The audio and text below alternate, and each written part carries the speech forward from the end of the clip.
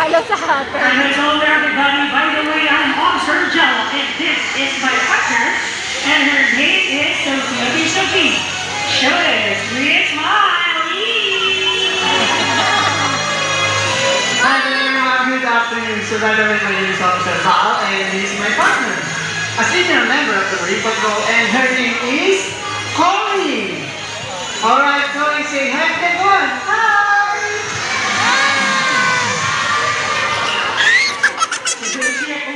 We are very much Magbibidyo ka, pangit mo magbidyo eh. even though zoo lions want to help and protect the ocean, which of course is their national food. Hey, officer. Yes, officer. Officer, is everybody ready to go? Let's see, officer. Yes. We are ready. Now let's show us. Upo ka ng ayos, huwag kang magasla. Alright, we are ready. And shoot! Hey, Cory, what are you doing? Hey! Come on! Why are you sleeping? Come on, wake up! Cory? Okay, I know. Would you like some fish? Very funny. To work in the field, our sea lions must be strong and physically fit. And that's no problem for Sophie and Cory because they are South American sea lions, not a seal. How can we tell?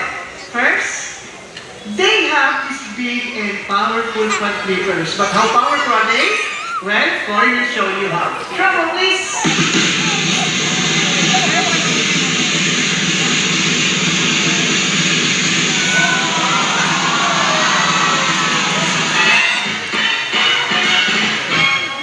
Hey, Officer Jello. Yes, Officer Bob. How is that Cory's strength? You know, Officer, not bad. Not bad? What do you mean not bad? Because Sophie here can be better than that. Wow, we love to see that, officer. Alright, Sophie, show me the real strength. Now, remember, please. Wow! You are not kidding, officer. Okay, so there's another feature that makes them very different from a seal. Well, it's your hand clippers that protect, maybe moving on land so you can see it in Sophie and Cory. And then when you're ready, show them your back clippers. Some clippers. There you go. But cruisers on other hands are very much different. They have small front clippers and their back clippers on the tape. So now, they move a little bit funny. So you're going to have to see Sophie and Cory's imitation of a seal. Would you like to see it? Yes, of course. Okay, whenever you are ready, show them the seal. Show them a seal. Wow, officer, it's looking like a seal, alright? And this is how a seal walks. Against the light mo. So there's a great imitation of a seal. How about a big hand for Sophie and Cory? Thank you so much, Sophie and Officer Jello. See you in a little while. So moving on. Cory here would like to demonstrate a very important skill that every member of the Marine Patrol must have, and that is the remarkable self-control. So this is what we are going to do. I'm going to ask Cory to lie down here on the bed, just like this. Then I'm going to place 4 juicy fish right in front of Cory's face. The rule is, she can only eat this fish on the top of my hands for only one at a time. So for the first fish, you see that? She eats and she stays. Good girl, Cory. Use your reversers. There you go. For the second fish, you may narinig ako ng clap. Who's clapping? Hey, why are you clapping? How do you think you can fool her? No, unless all of you girls want to clap your hands. Do it. Louder. You see, I told you, she's really good at this. Okay, Cory, you're gonna have the third fish. Now, And one more fish to go, and we are done for the last fish.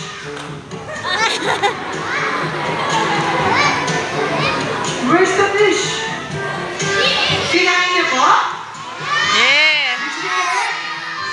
Yes, okay. Now, boy, tell me honestly, did you eat the last fish? But a lot of people, so you show them what happens to a bad sea lion? No doubt po. And of course, I'm just kidding. In fact, I'm going to give her another chance, but this time it's gonna be more difficult. Come here. Instead on the floor, I'm going to place this juicy fish right on top of course big nose. Ready? She can smell it, she can see it, but she cannot eat it unless I glove my hands. Okay, folks? Same rule applies. Come on, clap your hands, everybody. Let's roll. Do it. Unless I clap. And that's the There's the point. The Marine Corps always tries to maintain good community relation. And today, we invited the backers from the audience who wants to meet Sophia close and personal. Assisting is our very own Officer Kim. Whenever you are ready, take it away. Alright, thank you so much, Officer Brown. So now we are here to meet our new friend, and there she is. Hi, ma'am. Welcome to the show. Okay, stand right beside Sophie. Okay, now tell us, what's your name? Princess. So, Mom Princess, let's start with the friend we had on Sophie's back. So all you have to do is to give her a good rub down just like this. Okay. There you go. Now tell us, is Sophie nice? Is she nice po ba? Yes. Well, since you are Sophie's new best friend, she would love to give you a very special treat. And that is a big, wet, juicy, fishy kiss. Alright, so Mom Princess, are you excited for the kiss? Yes. How about you, Sophie? Are you excited to kiss her?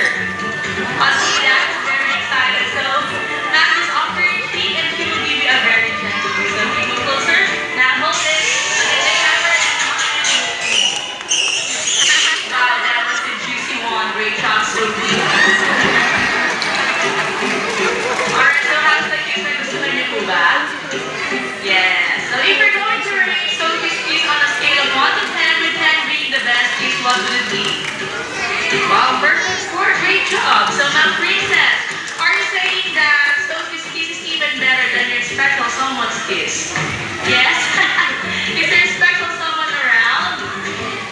Oh, hi, sir. You know what? Sophie here has a message for you. What's that, Sophie? Hey, what does it mean? Oh, then let now, sir. She's better than you. Well, of course, we're only kidding. So, folks, have to be hand for a lot of guests. Thank you so much, Princess. Okay, and you, Sophie, you can now go back to Officer Jello. Okay, so now moving on. Stage the Marine Patrol likes to compete in an exciting contest of strength and agility, and that is the Sea Lion Speed Challenge. So again, I'll be needing another volunteer who'd like to compete with Sophie, our current champion. This time I see an adult male. Anyone? Adult male, please raise your hands. Sino po gusto? Kasi kayo. Alright, sir, come on down here. So, folks, how do we have our great volunteers? Naku, wag na. At baka mabasa ka. Okay, sir. What's your name po? Jay, Sir Jay. Do you know what you're volunteering for? Wala. Okay, now, sir, come with me on the stage and I'll explain to you everything. Okay lang? Tapos wait lang, Sir Jay. Mabasa yun. By the way, sir, where are you from? From Bataan. Ladies and gentlemen, please put your hands together for our current champion, Nan Andrew Jackson.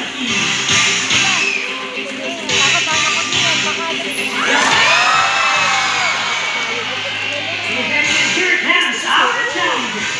Alright, Sir Jay, now that we're here, let's start with a friendly handshake with the champion. Come on, let's move closer. So, grab her, please put your block down and shake. Mail nga. Okay, there you go, sir. Step right here. Okay, now, folks, this is how it works. Sophie and Jay are going to compete in a series of tests to see who will be the next winner of the Sea Lion Peak Challenge. So, the basic rule is whatever Sophie does, Sir Jay, you have to do it as well. Okay lang? Pangiti ka rin, sir. Now, Kat Sophie, are you ready? Not yet. Hey, Officer Jill, I think you need some warm-up. Yes, warm-up. Come on, let's do the stretching. One more. Okay, how about a flipper massage, officer? Okay, other flipper. I'm getting Officer Jill. How about back massage? There you go. Now, Sophie, tell us, are you ready? Oh, she's ready. Pasok Sir James, return to warm up. Yes, warm up ka din, sir. So ready ka na? Oh, not like that. Put your hands on the seat, just like Sophie. Sir, silalim ka din. Ready? Okay, now Sir Jay, you have to follow my hand, okay? Ready? 1, 2, 3, go! One more. Okay, now spread your arms like this. Massage. And back massage. Now, sir, tell us, are you ready? Yes. Alright, well, Sophie's ready and Sir Jay's ready. So let the games begin. Round 1. Now, sir, we're starting out easy on you. For the first round, you have to turn just like that. Very easy. And there's more. Don't forget to leave. Very good. Turn. Come on, hey, let's go to the lead. Yes, I think that's a bit. And then MC line style, so put your hands on the clip. Lalagyan din kamay mo sa Dexter. I'm very good. Now turn. Hey, great job. There's hey, don't forget to wiggle just like this. Pangawan ka ng sira. Oh, di ba? Alright, round 2. Officer Jenna, Sports naman yan. Yeah. A bit harder this time.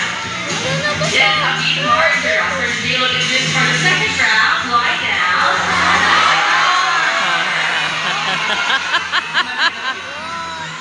Okay, so what are you waiting for? The floor is wet and it's all yours. Come on, how about a big hand for Kate? Okay, now don't have a roll over and a half. Kaya, sir? Okay, let's see.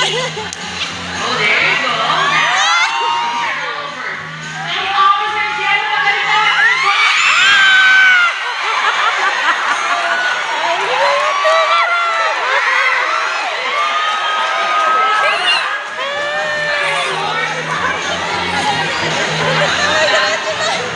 Okay, folks, I think Jay is still okay. So tell me, do you want to see more?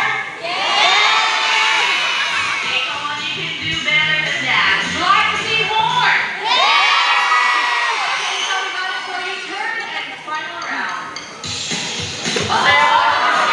And this is the hardest part of the challenge. For the last round, you have to slide and stop, right? Doon nagbaga sa iyo. Yan, nagsabi ah.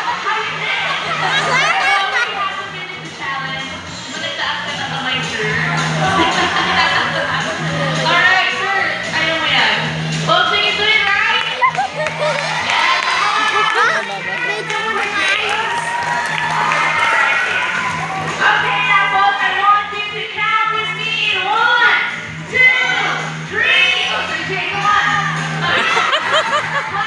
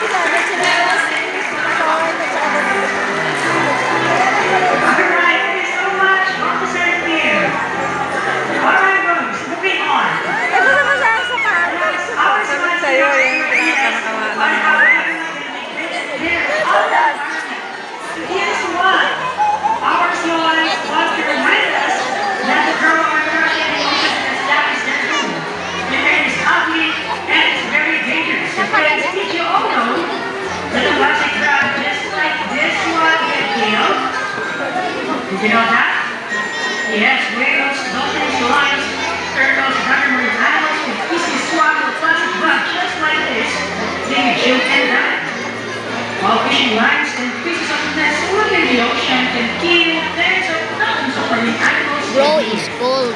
These could get wrapped around their necks and their flippers and cause a great damage, just like we showed them the broken liver. It's going to be grateful. Just like I said, nets that behind the ocean are extremely dangerous. Animals like Sophie could get entangled inside the net and let's see what will happen. So they shove it. After getting entangled slowly, poor Sophie. Well, this is my acting job done. Have a big hand for Sophie. Setbacks will be improved observations. Sorry for always practices that we are. Yes, officer. And the first R is... Show that, sorry. Hindi anak baka mabasa ang ano. Sorry, here.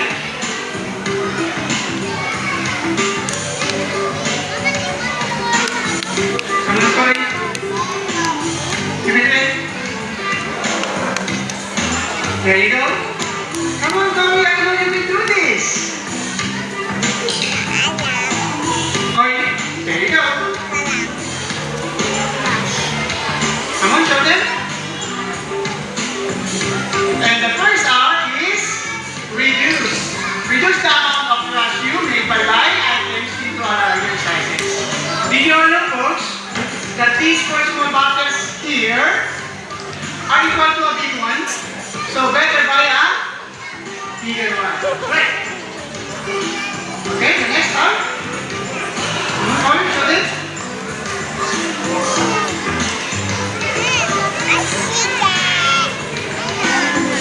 And the next act is reuse. Reuse items like bags, boxes, and bottles whenever you can. And here's a quick tip from our Donald's. Like this. Canvas cloth in the grocery bag and you can save on paper and plastic. Bubbles, can you have any idea what's the last R? Decide again, let's see if you're right. Come on, Tommy. Show them.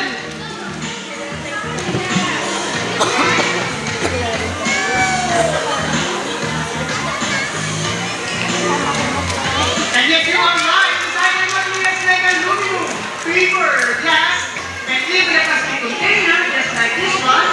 Then Cory will show you why. Okay, Cory, there's a plastic container on the wall. What are you going to do with it? Well, fix it up and take it where? To the inside center of the room. Wow, pretty good, Cory. As you can see, cleaning up after our soaps is such a simple thing to do. And it helps our nature and environment so much. So if our resilers can do it, so can we. Hey, officer, look at that. Yes, They're officer. trying to get our attention. Yes, officer, I think they want to say something. I believe so, officer. Okay, so again, Cory, whenever you are ready, speak off.